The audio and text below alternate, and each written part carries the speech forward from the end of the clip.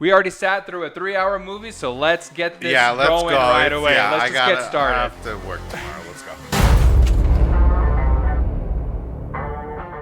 Welcome back to another episode of the Know Nothing Show. Happy Barbenheimer weekend, happy everybody. Barbenheimer. That's how they're saying it? That's how the kids are saying it? It's not Oppenheimer. That's why. Whoa, That's because why. that doesn't make any sense. Because people smarter than me figure these things out. All right. Barbenheimer. It is Barbenheimer. Barbenheimer weekend. So, I know. That took off quick. It did. The internet grabs hold of something and they don't let it go for a Which week. is great. And then something else comes up and then they completely forget. It felt like a holiday weekend. That's what it feels like. It is very cool that everyone's super hyped. I think that's super, super interesting. I love it. We got out of the theater, a sea of pink. It was nuts. I know. Going into the theater, everybody was walking in, girls' weekend, like whatever. When I got into the hall, just a sea of pink. Which I everybody loved. outside of the theater. I love it, man. I love when people get hyped like that. We've been too. doing it for years for superhero movies, but see the ladies have their weekend. Dude, it was like great, man. It was wild. It's so awesome when movies just like make it out there into the real world. That it's like we're always in this world, but now it's like the real world ignited something crazy. Which Everyone was taking awesome. photos. Like it was super. It was super great. crazy. I loved it. I love that. I was energy. hot. Yeah, exactly. I came out of the theater. I was like, we going to like now. I know. Yeah. We have to go into Barbie because like the hype's for real on this one. I completely agree. But we'll get to it here in a little bit. But first, let's review what we got here in front of us. This is Ex Novo's the most interesting lager in the world. This is a Mexican style beer. It is interesting. I like it. I do too. It's very clean, crisp. It's almost like too easy of a drink. It's definitely a Mexican lager because I do want a lime. Yeah, I agree. And a little salt. Are you a salt? You're not a salt person in your beer? Not in the beer. Like I don't put. You don't like that stuff? No. No. Would you do salt on the rim? Yeah. There Okay. you go. There you go. Yeah. But yeah, I could definitely enjoy this with a lime. It is a summer beer. Oh, yeah. For sure. Which is appropriate for right now because we are seeing the heat wave. Yes. And you could have this in your cooler, no problem. Yeah. But it's got to be served cold glass. As cold as you can get it, a chilled glass. Do a little lime, a little salt on the rim.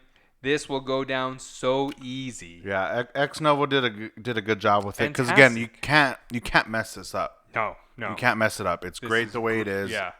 Perfect for now. Yeah, I honestly don't have much to say about it because it's just clean, right? It's like as good I don't know. as it gets. Yeah, it's as good as it gets. Like this is like the fundamentals, right? This is like them getting the fundamentals correct. And this is good if you want people to drink a lot because you could have 5 of these, 6 of these. Like you could be drinking these all night. Well, and I mean, I'm gonna say this, and this might be controversial, but like, get this over any other Mexican style lager, right? Like this is better. Don't pick a Dos Equis. Like don't get a Corona. That like, basic stuff. Like pick something that has a little bit more flavor to it. Yes, this is fuller than one of those beers. Like don't grab a Modelo. Don't just grab Ex Novo and have them hook you up. This is better than all of those. They'll get you taken care of. Fantastic. Yes, absolutely. Highly recommend it.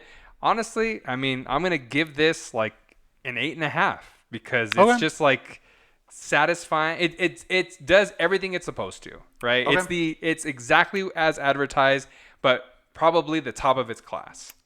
Okay, I go 8. Yeah. There you go. I go 8 for sure.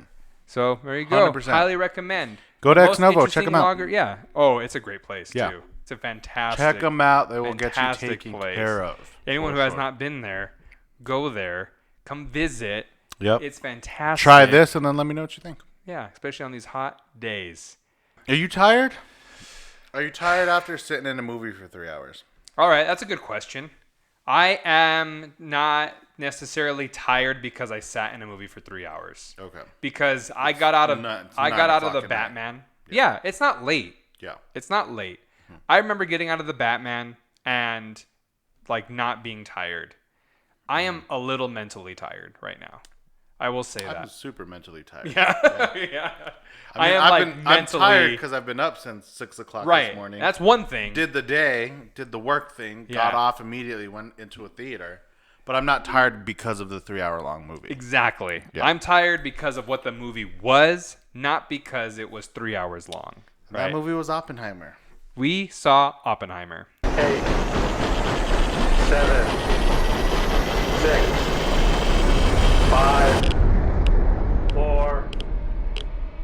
Truman needs to know what's next. 2, What's next? 1.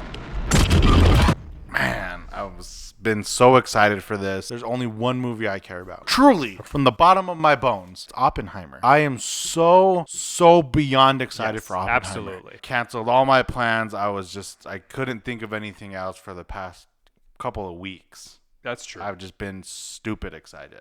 In fact, I think you disappeared for a little bit. I don't think anyone saw you, and no one knows where you went. No, because I started doing the research thing. Yes. I started looking into things. I fell down a couple rabbit holes to kind of prepare myself for this movie, and I'm glad I did. I think it would help. Glad I did. I don't say that very often. Yeah. I don't say it. I don't suggest researching things very much before going and watching a movie. You're supposed to kind of escape from reality. Yeah.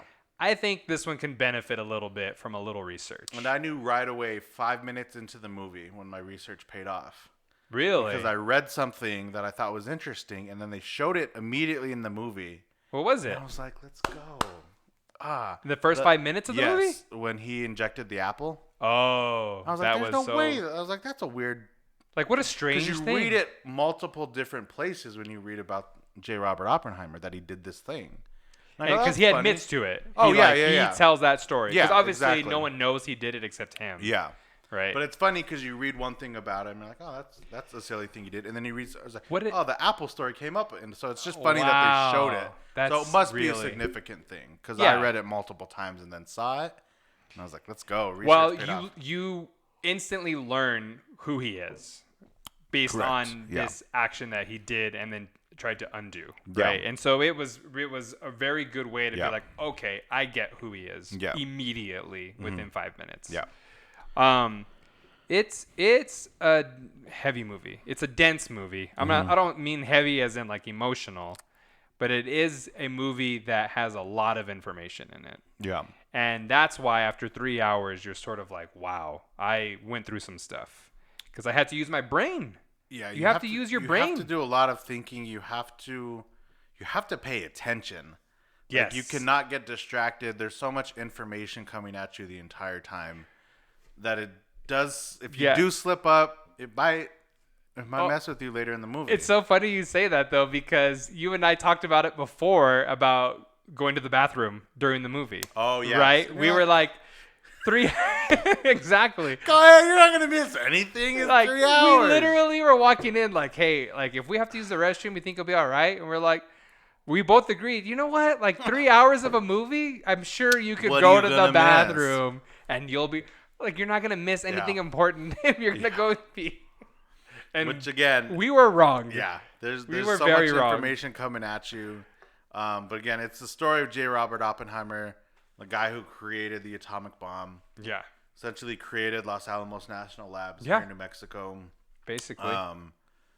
He had like an infatuation with New Mexico, huh? He had like he was based from his childhood, I guess. He liked the landscape, which is awesome. The remoteness. Yeah. Oh yeah. And it's cool because he's like, oh, the closest town is, I think he said 60 miles away in Santa Fe something or like something. That. Yeah. He goes, there's nothing out there. And again, there's a whole town there now. Now, if you go there, it is a city. Yeah. But at the time, that was just his fascination.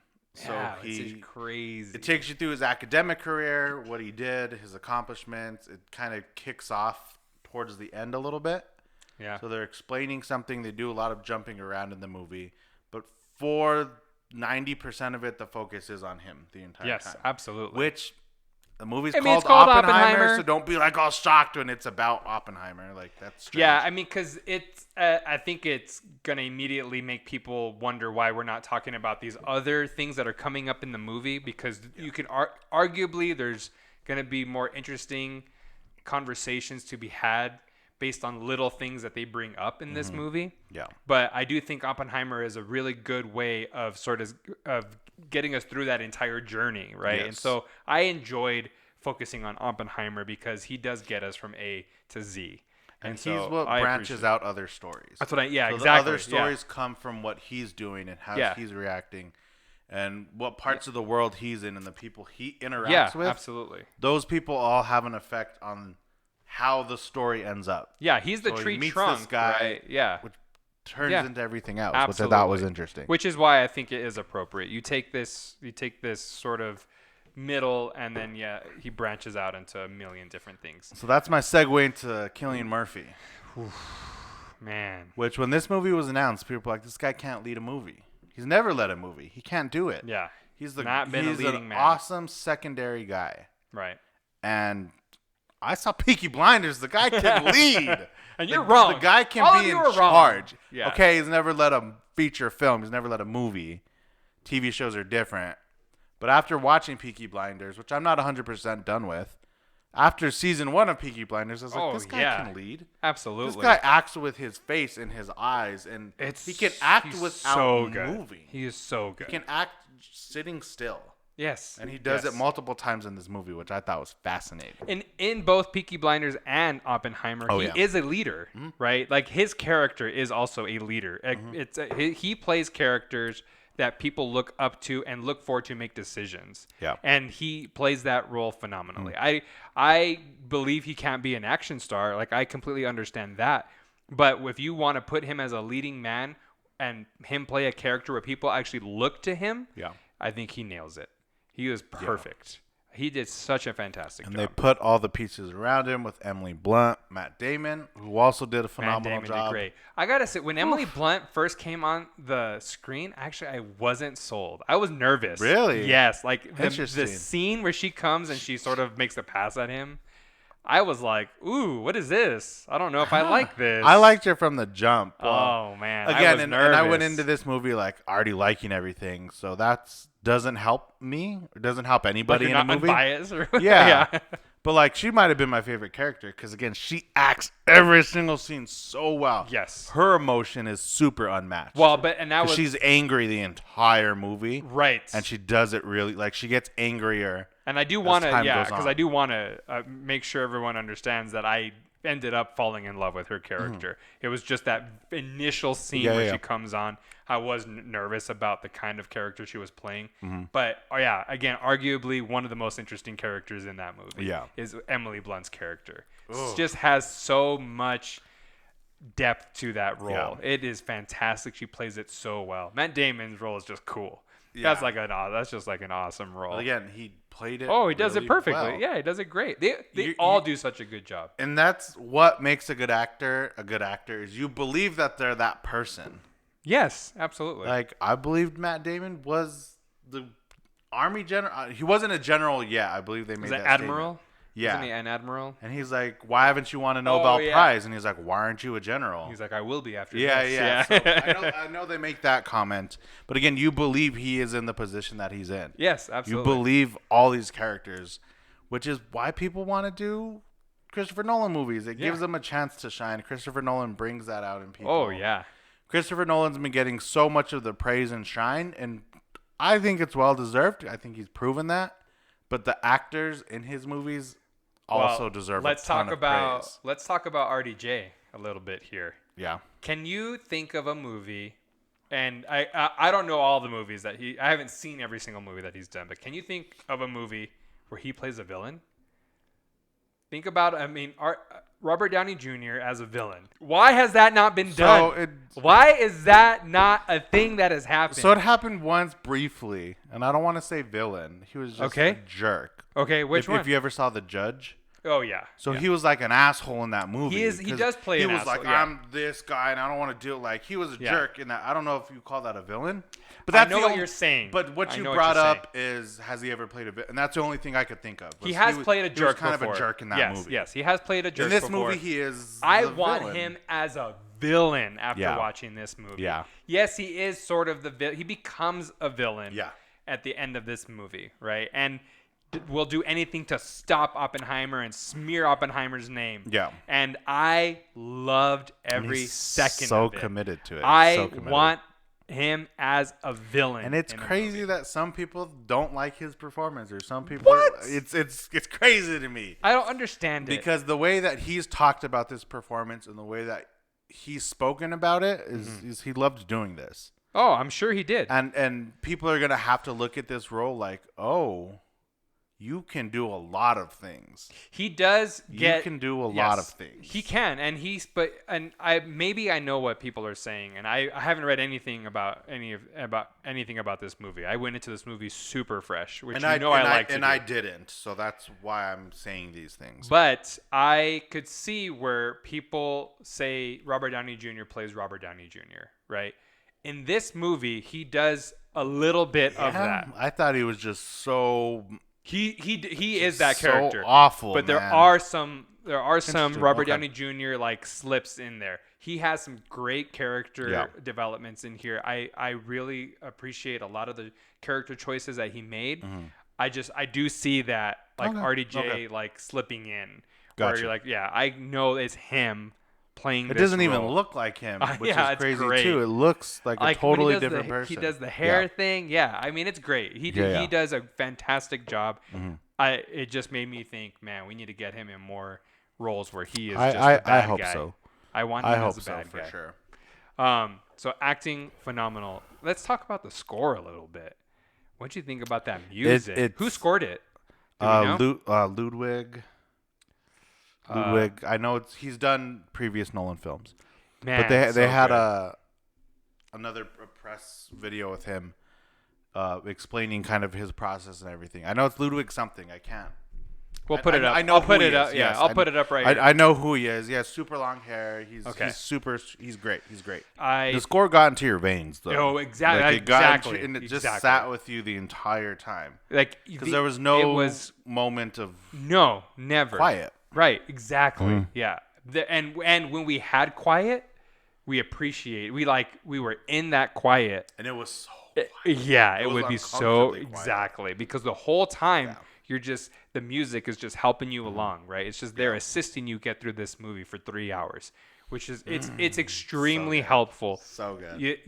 I cannot emphasize enough how much the music plays a role in getting you through this movie. Yeah. And helping you understand what is going on in the situation. Mm-hmm. It was just great. I'm not saying it's necessarily a score I would put on in my car on my way to work. Sometimes I do that. No, but it helps the movie. It's such a good. It's for the purpose of the movie. Absolutely. How'd you feel about the big explosion that everybody's talking about? Yeah, we didn't talk about that at all. We didn't. That's true. And I think we'll have conflicting thoughts on it because I have some thoughts on it. I actually didn't think it was that big when I saw it. I was like, I wanted it to be a little bit grander, right? Even if they faked it for... And again, I don't doubt for 1 second that Christopher Nolan was like, this is what it looked like in real life. Mm-hmm. And I'm like, I get it. But when you're building up the bomb the whole time, then it happens. I think you're expecting it to be humongous, right? And we see the explosion really up close and then really far away. Yeah. But we don't get that feeling that feeling of this huge explosion that happened, right? Because it probably I don't know. I'm not a historian. Well, we weren't there. But I mean, there were people around. It didn't blow away. Exactly. That's exactly square mile. I know what you're saying. People were real. So, absolutely. And that's what I'm saying. That's probably why he's like, no. It was probably accurate. Correct. Yeah. It was an accurate depiction of the explosion. Yeah. But I understand you want this big grand thing. That's what the internet built it up, and it was to a degree. But the thing that's forever will be the coolest part, that was a real explosion. On a movie set, that was real. It wasn't, at least from what we're being told. I guess we never know, but he's like, we set off a bomb. He did, and on our movie set, we set off an actual bomb. I heard him talking. And that's what it was. I heard him saying on a Wired interview that he also did close-up shots of things. There's a bunch of different stuff. Yeah. So the explosion's happening, which was real. I think that far away shot, right? That wide of the whole explosion is a real explosion. Yeah. But we get close up, and he did say that they filmed some smaller scale stuff as well that they used in the explosion. But all of it was real, right? And that's why it's cool. I would have too loved it to be bigger. Yeah. Because that's what you build it up in your head. You build it up. But at the end of the day, that actually happened. Like but it was real. They set off a bomb on a movie set. So like we couldn't make it that big. Like there's still people's lives. Could have killed some people. Yeah. So I think that's the coolest thing. I know. And again, if I can. And I wish the audio was like. I wish there was more.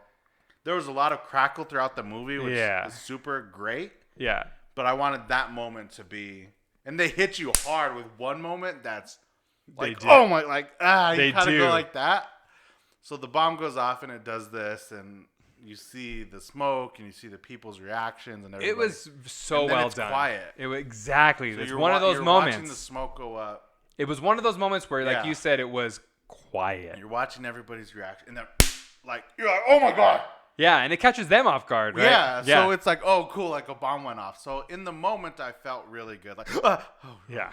Oh, okay. Whoa. Cool. So that, at least, moment rejuvenated it for me. Like, oh, shit, that was real, going to everyone's perspective of the explosion was really awesome because we got a really good sense. Because everybody was like, so that, they have this thing in the middle. Yeah. Some guys are here, some guys are over here, some guys are over here, some guys are over here, some guys are...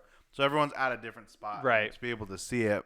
It's so awesome. Going up and smoke and the heat and the noise and I wanted to talk to you like immediately about this when the movie was happening, is the bomb goes off, right? And what you don't know is that you still have a whole third of a movie left after the bomb goes off. Yeah. Right. And we talked about like where you and I wanted the bomb. Yeah. Yeah. You didn't where do we want the bomb? On the bomb. How disappointing would that would have been? I would have hated if we waited 3 hours to see that for the bomb. Yeah. So I liked it where it was, 2/3 of the way into the movie. But what it also did, and I got again extremely nervous for about 5 minutes, is it sort of takes the wind out of the movie, right? It like all that life kind of got sucked out because now the bomb's over, we're done. Exactly, because the whole movie is leading up to that point. Then all the life gets sucked out of the movie, and now you're thinking, okay, I have a third of the movie left. What's the movie about? Yeah, I have another hour. One more hour. What are they going to talk about? And for 5 minutes, it feels like we don't know what's happening. Yeah. And then we kind of pick up steam again, which again, I was really nervous for 5 minutes after this bomb because it felt like movie should be done. And Josh Peck pushed the button. Everywhere, so cool. Again, real quick too, some awesome like little roles that people played. Josh Peck, Rami Malek, Jack Quaid, like was in there for a little bit. Yeah, as a scientist. There's a bunch of people that I don't know the names of. Albert Einstein. Yeah, the real Albert Einstein. Dude looked good, man. Looked really good. Dude looked good. And again, there's a lot of history with him and like why he wasn't involved and all kinds of stuff. Again, exactly. You can research that. And again, I read into it and I'm like, well, and there was a question in the movie. It's like, well, nobody asked Albert like this guy, and he's like, yeah, whatever. Like, don't need him. Why didn't you bring him along? But again, there's a whole other part of history as to why. Yeah. It's not that he wasn't asked. It's not that nobody wanted him. Albert's like, I got some other stuff to do. I'm busy right now. So you guys do it, basically. But again, these little bits of, I hate the word cameo for it, but like these smaller roles. Yeah, but I don't think they are cameos. They are bigger than cameos. These smaller roles that people came in, actors played, and just really knocked had a it out of the significant park. Impact on. Yeah. Florence Pugh, we didn't even mention her. She did a great job. Oh my gosh, I forgot. She like hurt my soul too. Yes, she like hurt my soul, and I'm like, her performance whoa. crushes. Yeah, she's like, gosh, you feel so bad for her. Yes. You don't know whether to root against her at first. She's like, she's so mean. They're like, you're like, what's her problem? You're like, and then you go back and forth. It's an emotional roller coaster. You do kind of get the sense of like, God, leave this poor man alone. Yeah, and then you feel bad for her. She's a crazy person. Yeah. Come on, move on, Oppenheimer. Yeah, and then you do feel super bad for her. She did a great job. There's really not a bad performance in the bunch, which makes it fun. It makes it very believable. It helps you invest in the whole story because the story is arguably the thing that is the most interesting part about this whole movie. It is. It's I think so fascinating. Yeah. Yes, I can't. But it's just it's a different time, and it's just so interesting to me that all these people came together and just like made something happen. Yeah. And then the excuse my pun here, the fallout of everything, right? So you have this bomb that gets created, and then the fallout, the literal and metaphorical fallout of this catastrophe.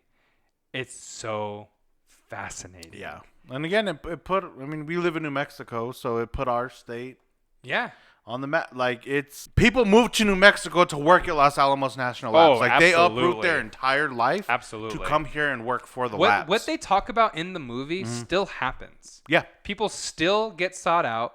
They get called to go and move to a city, and they work at a lab. That still And for you guys that don't know a lot about Los Alamos, Google it. It's not a big town. No. Like, the only reason that town exists is because of the lab. Exactly. That's why this town was built. It was constructed. It's the whole reason. If you're going to live in Los Alamos, it's because you work at the labs. Yes. That's it. Oh, yeah. Yeah. Like, or you're supporting the people that work at the labs. Yeah, exactly. Okay, so it's a huge thing, and there's a lot of that in New Mexico, down in White Sands and here in Albuquerque and all these different places.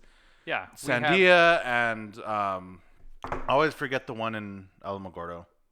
The base down there. Again, people do a lot of stuff down there.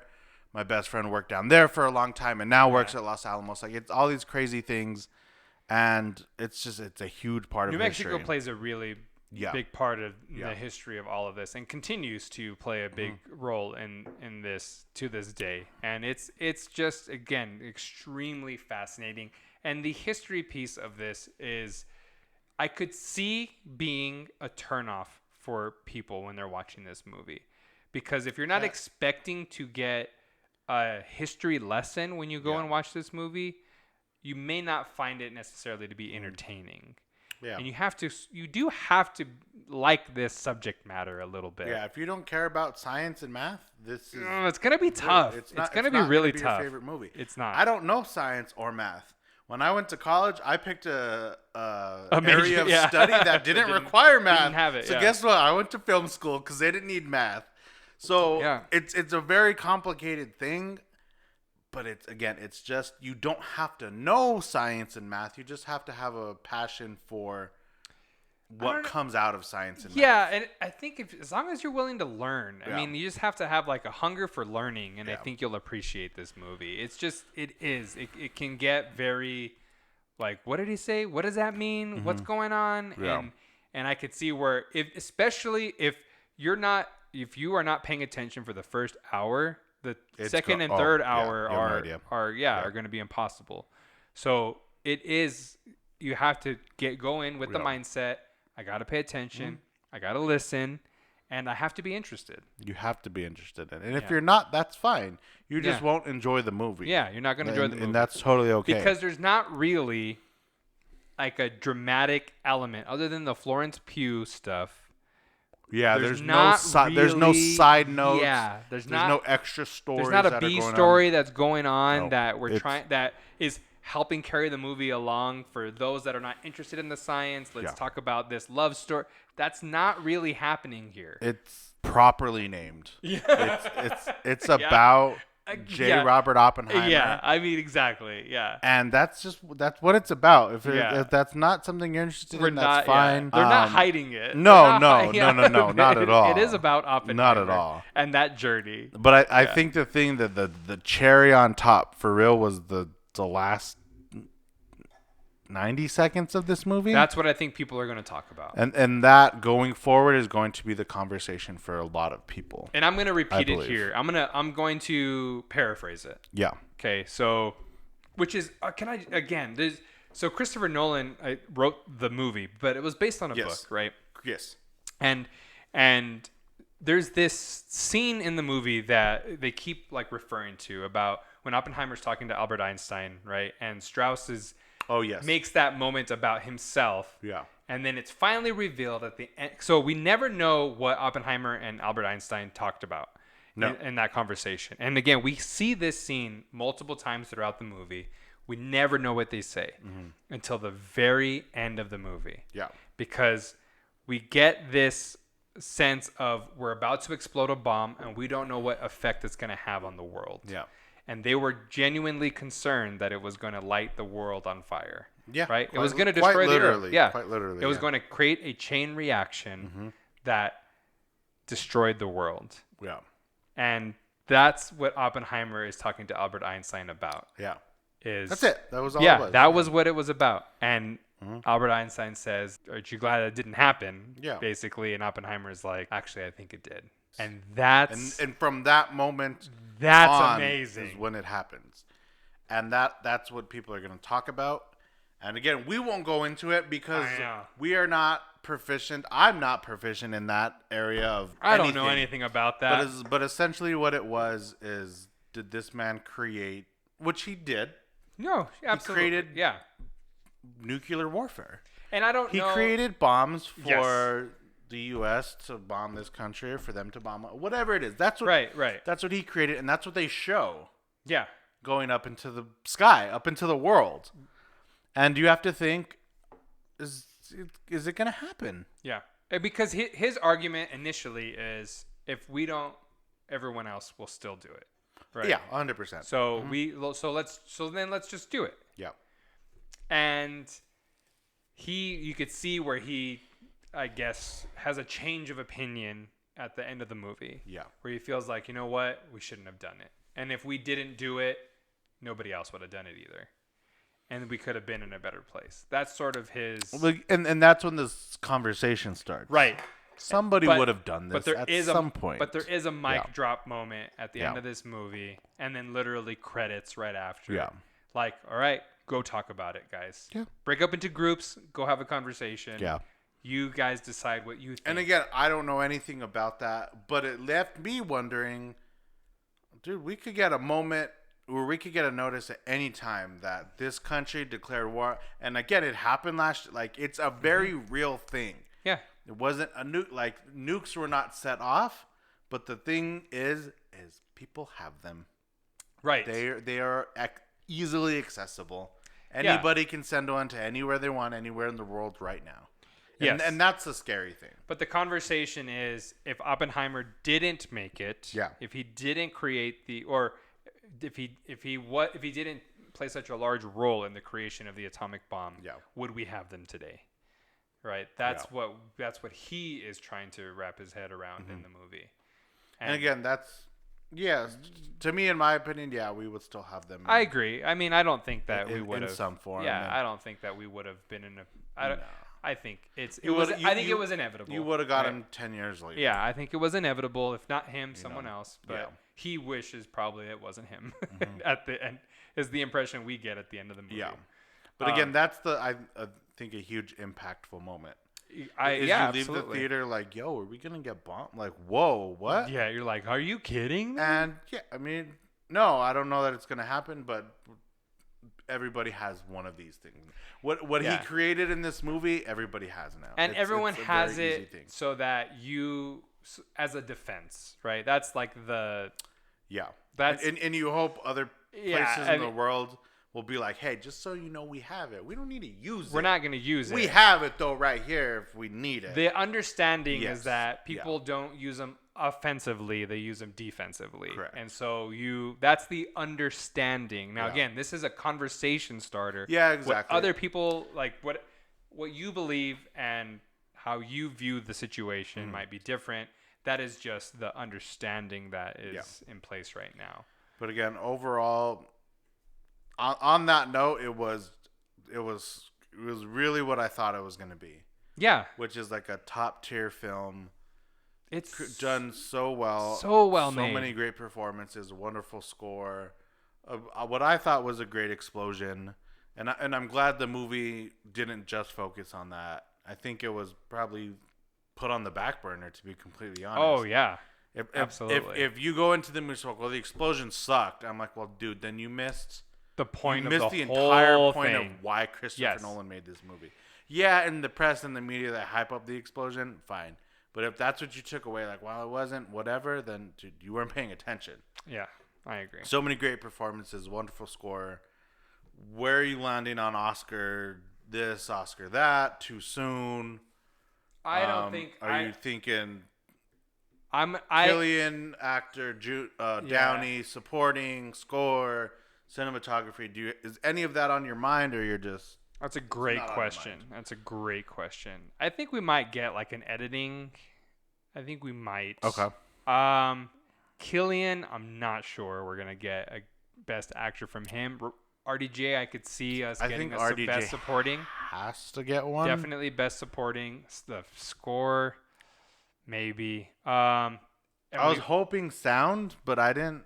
So it wasn't. Well, we're gonna talk about our experience. Hit on that real quick, and then we'll get out of here. On our experience. Yeah. So real quick before, I think Emily Blunt also might get a best supporting.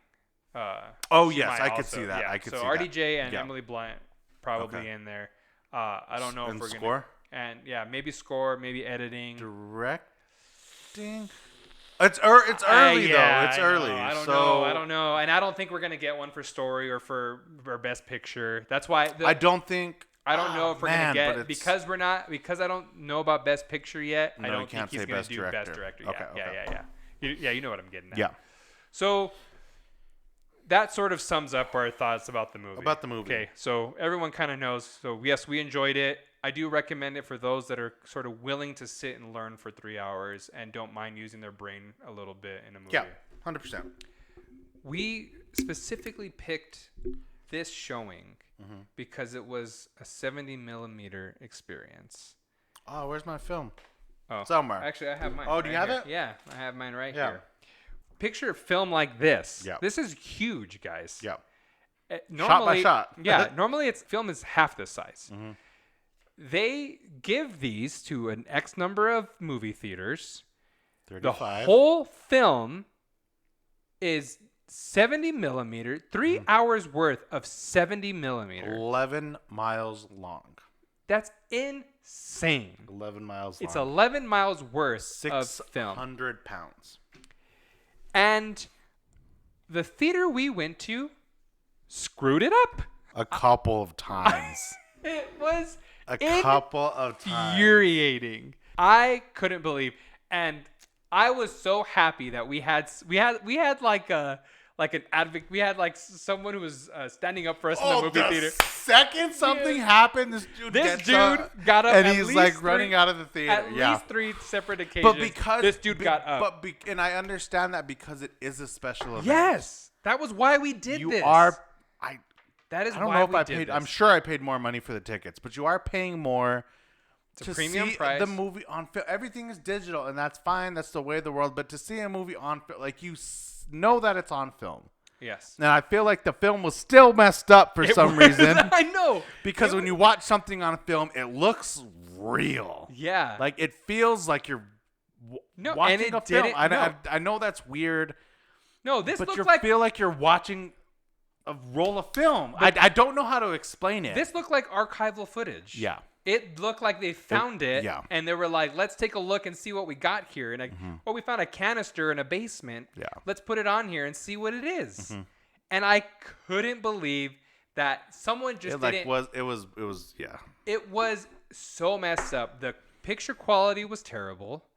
It literally was out of focus.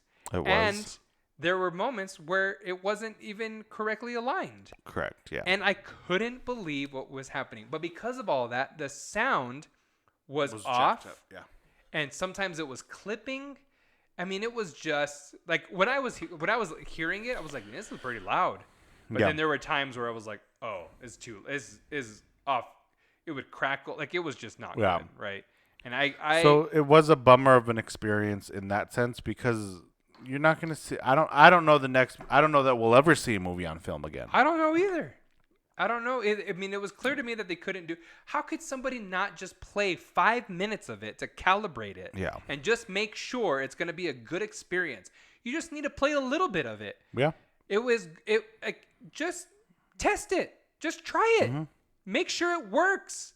It wasn't even this. If you picture a movie screen, the picture wasn't even centered. It was up. It was raised. I couldn't believe it. Yeah. I couldn't believe that happened to us. Yeah. I was it was so mad. It was disappointing because again, it's Again, you can Google Christopher Nolan talking about it, but it's important because it's dying. It's never gonna. I don't see us anywhere in the near future watching a movie on film again. When's the last time we saw a movie on film? 9 years ago, 8 or 9 years ago. That's how rare it was. A director that's like, hey, this is important to witness on film. How many directors are like that right now? Nobody. There's 2 of them, and it's the same 2 movies. It's the same directors that we saw, and it is a bummer. And again, God, man. Everything's digital, so I don't know that they knew what the heck they were doing. It's just... I don't either, and I just wish it was done with a little bit more And then the smallest, mousiest person came on. Hey, guys, we're so sorry about this. Technical difficulties. Give us about 10 minutes. And we're like, what? And it was at... So, halfway through the movie, they bring up the lights and turn it off. Yeah, right? yeah. And it was at such an emotional, on the ground, and I'm like, what's going on? It was at such an emotionally important part of the movie. It was the worst timing to bring up the house lights. Yeah. Are you kidding me? They did give us free tickets, so they understood they messed up. Okay. Which is fine. That's all you want. And I get that. I don't want the free tickets. I just wanted the ticket that I paid for in the first. You wanted the good experience. I wanted the good experience. For me, I don't know that you'll watch it again. Maybe not in theaters. Probably not in theaters. I could easily see myself watching it again in theaters. I wish I could. This is a good day off film for me. Hey, I don't have much going on. We don't have a true like what a. Again, it goes so deep. We don't have a real IMAX theater. No, we don't. The way it's formatted in IMAX. The 6-story. We have an IMAX. Yeah, we have an IMAX movie theater or Regal here. We have like a 3-story IMAX. I'll go watch it in that or at AMC when it's gigantic and loud, and that's enough. But yeah, that would be nice. I'll be curious about your experience. The first time around. It was supposed to be so crystal clear. It is, yeah. The 70 millimeter was supposed to be again, we've watched 70 millimeter before. Oh yeah, and that thing was beautiful. Like, what the freak is happening? Like you feel like you're there. I was like, it was when it's so wild. When the snow was falling, I was cold. Yeah, that's how it's supposed to be, right? Yeah. I wanted that explosion to feel like I was in. Yeah, and it probably.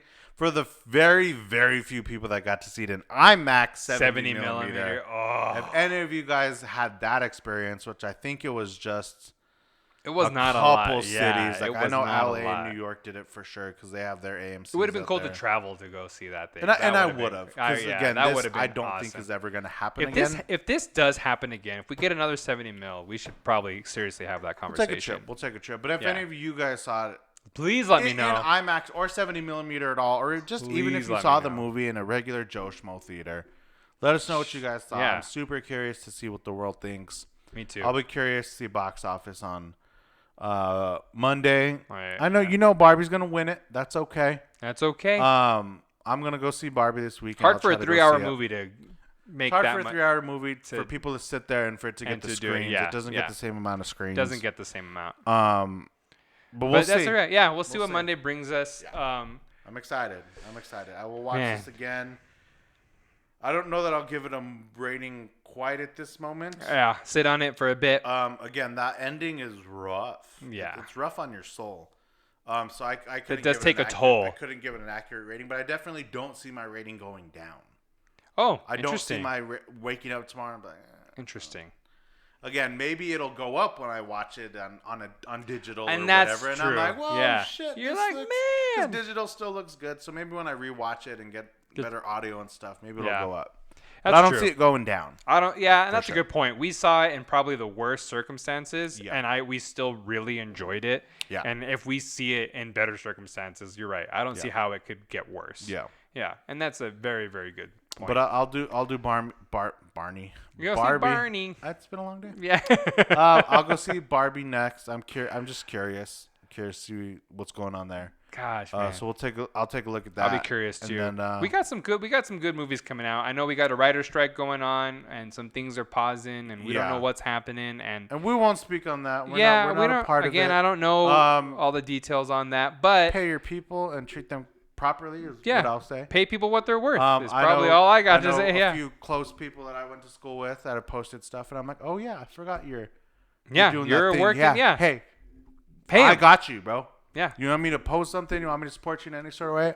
I got you. Pay him. And for anybody out there trying to live that life, I got you. Like, I support you 100%. Support you 1,000%. But we do have some movies that are coming out the rest of this year that we're excited about. Mm-hmm. So hopefully we get back in these seats sooner than later. Get you guys some more reviews coming up. Yep, we'll get it done. Yeah, and we'll some more beer on the way. Ex Novo. Never a short supply of the alcoholic beverages. Let us know if you want us to do something for you, Ex Novo. We'll get it on the show. Awesome, guys. Thanks for watching. We appreciate it. Until next time, later.